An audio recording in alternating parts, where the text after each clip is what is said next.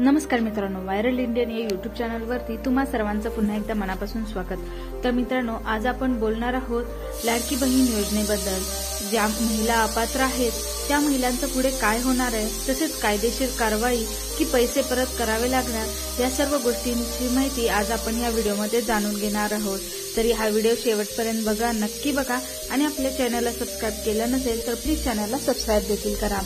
राज्य सरकारद्वारे लाडकी बहीण योजनेतील लाभार्थ्यांची पडताळणी सुरू आहे। या पडताळणीत आतापर्यंत 5 लाख महिलांना हे अपात्र ठरवण्यात आलं आहे। त्यामुळेच या अपात्र महिलांचं पुढे काय होणार, या महिलांवर कारवाई होणार का की या महिलांकडून पैसे परत घेतले जाणार, याची चर्चा ही सध्या महिलांमध्ये सुरू आहे। दरम्यान या संदर्भात महिला व बाल विकास मंत्री आदिती तटकरे यांनी स्पष्टीकरण दिलं आहे।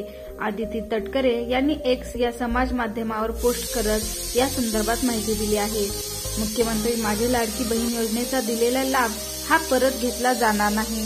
तसेच मुख्यमंत्री माझी लाडकी बहीण योजनेसाठी अपात्र ठरलेल्या लाभार्थ्यांना जानेवारी महिन्यापासूनच सन्मान निधी हा वितरित केला जाणार नाही, असं देखील त्यांनी सांगितलं।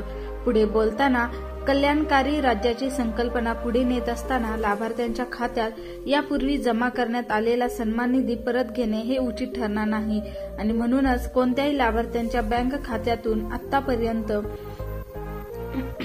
म्हणजे जुलै ते डिसेंबर देण्यात आलेली लाभाची रक्कम ही परत घेतली जाणार नाही, असंही त्यांनी स्पष्ट केलं आहे। तर नक्की कोणत्या महिला अपात्र ठरवले हे बघू आता।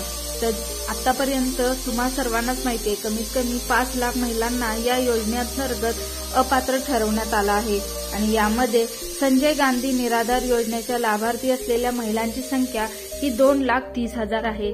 तर वय वर्ष 65 पेक्षा जास्त असलेल्या महिलांची संख्या ही 1,10,000 आहे।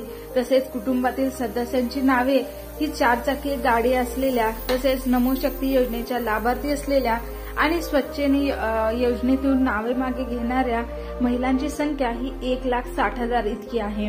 अशा एकूण 5 लाख महिलांना अपात्र ठरवण्यात आलं आहे। महत्वाचे म्हणजे 11 लाख महिलांची पडताळणी ही अद्यापही बाकी आहे, त्यामुळेच ही संख्या वाढण्याची शक्यता आहे। सरकारने ही योजना जाहीर केली त्यावेळी 2,63,00,000 लाडक्या बहिणींनी नोंदणी केली होती। त्यापैकी 2,41,00,000 महिला ह्या अपात्र ठरवण्यात आल्या होत्या। अशातच आता 5 लाख महिलांना अपात्र ठरवण्यात आलं आहे। तर लाडक्या बहिणीची योजनेची पडताळणी कशी होणार आहे, तर महिला व बाल कल्याण विभाग आणि जिल्हा प्रशासनाने पडताळणीसाठी व्यापक तयारी सुरू केली आहे। जिल्हाधिकाऱ्यांच्या पातळीवर लाभार्थ्यांची यादी ही वर्गीकृत केली जात आहे। यानुसार बाल विकास प्रकल्प अधिकारी, पर्यवेक्षिका आणि अंगणवाडी सेविका ह्या घरोघरी जाऊन प्रत्यक्ष चौकशी करत आहेत। या चौकशी दरम्यान लाभार्थ्यांच्या आर्थिक स्थितीची आणि 4 चाकी वाहनांच्या मालकीची तपासणी केली जात आहे। तर तुम्हाला या अपडेटबद्दल काय वाटतं हे नक्की कमेंटमध्ये सांगा। तसेच खूप काही प्रश्न हे उपस्थित होत आहे, जसे की निवडणुकीच्या काळात या नियम व अटी का पाहायला गेल्या नाहीत, ही गोष्ट मतासाठी केली का, असे खूप सारे क्वेश्चन्स आता उपलब्ध होत आहेत। तरी तुमचं याबद्दल काय मत आहे हे देखील कमेंटमध्ये सांगा।